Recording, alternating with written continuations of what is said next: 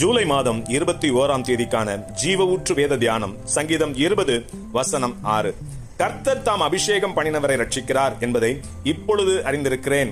தமது வலது கரம் செய்யும் ரட்சிப்பின் வல்லமைகளை காண்பித்து தமது பரிசுத்த வானத்தில் இருந்து அவருடைய விண்ணப்பத்திற்கு பதில் அருளுவார் என்பதே. ரட்சிக்கப்பட்ட பின் அபிஷேகிக்கப்படுவோமா அல்லது அபிஷேகிக்கப்பட்ட பின் ரட்சிக்கப்படுவோமா? இன்றைய வசனத்தை மேலோட்டமாக படிப்பவர்களுக்கு இந்த குழப்பம் உண்டாகலாம். சரி, இப்பொழுது இன்றைய வசனத்தின் ஆவிக்குரிய சத்தியங்களை தியானிப்போம். கிறிஸ்து இயேசுவின் ரத்தத்தால் கழுவப்பட்டு பாவ மன்னிப்பின் நிச்சயத்தை பெற்றவர்கள் மாத்திரமே பரிசுத்த ஆவியானவரால் உண்டாகும் அபிஷேகத்தை பெற முடியும், யோவான் ஸ்நானகர் தவிர. சரி, அப்படியானால் அபிஷேகம் பண்ணினவரை ரட்சிக்கிறார் என்று இன்றைய வசனம் கூறுகிறதே என்பீர்களானால் இதில் எவ்வித குழப்பமும் இல்லை என்பேன். எப்படி என்றால், பாவ வாழ்க்கையிலிருந்து விடுதலையாகி கிறிஸ்து இயேசுவால் ரட்சிப்பை பெறுகிறோம். இது ரட்சிக்கப்பட்ட வாழ்வின் துவக்க நிலையை குறிக்கிறது. இந்த நிலையில்தான் பரிசுத்த ஆவியானவரால் அபிஷேகத்தை பெறுகிறோம். கர்த்தரால் அபிஷேகிக்கப்பட்ட யாவரும் பரலோக தேவனுடைய பிரதிநிதியாக பூமியில் வாழ்வதற்கான ஆவிக்குரிய அங்கீகாரமே அபிஷேகம். பிற மனிதர்களுக்கு எதிராக இருக்கிற போராட்டங்களை காட்டிலும் அபிஷேகிக்கப்பட்டவர்களுக்கு எதிராக கற்பனை செய்து பார்க்க முடியாத அளவில் மிகுதியான போராட்டங்களும் சத்துருக்களும் பெருகுவார்கள்.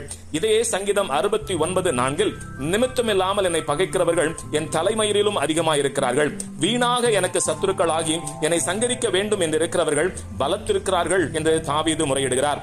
அபிஷேகிக்கப்பட்டவர்களுக்கு எதிராக சத்துருக்கள் மிகுதியாவதற்கு காரணம் என்னவென்றால், அபிஷேகிக்கப்பட்டவர்களின் விசுவாசத்தை கெடுக்கவும் இறுதியில் அவர்களை அழிப்பதற்காகவுமே அபிஷேகிக்கப்பட்டவர்களுக்கு எதிராக சத்துருக்கள் மிகுதியாய் பெருகுகின்றன.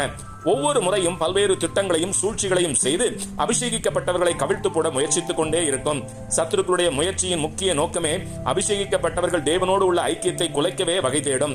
அவைகள் மனுஷர்கள் மூலமாகவோ பல்வேறு சூழ்நிலைகள் மூலமாகவோ நம்மை பொய்யாய் வஞ்சித்து தேவனை விட்டு விலக்குவான். அபிஷேகிக்கப்பட்டவர்களே ஆனாலும் சத்துருக்களின் சூழ்ச்சியில் சிக்கிக் கொண்டால் அந்தோ பரிதாபமே.